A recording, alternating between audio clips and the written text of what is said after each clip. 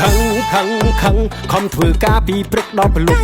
ដល់ធ្វើការចប់ខំស៊ូសៀចេញមកផ្ទះ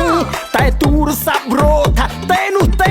ឆង់អាយ៉ាថាអត់ឲ្យទៅផ្ទះណែមកភ្លាមផឹកជាមួយមេអូយដល់កខ្ញុំអរគុណបងខំប្រូគ្រួសារប្រលប់ចេញពីធ្វើការថែមទាំងហត់យប់គ្មានទៅណែការងារនេះធ្ងន់ធ្ងរណាស់ថែមអោបស្រីក្នុងការ៉ាអូខេទាំងចិត្តបងមិនចង់ទេតែព្រោះមេបងត្រូវតែអថើអត់បងអើយដាច់យប់ក៏ព្រោះតែមេស្រវឹងក៏ព្រោះតែមេអស់លុយក៏ព្រោះតែមេគ្រុនឈឺក៏ព្រោះតែមេតែបងដែរទៅរឿងអោបស្រី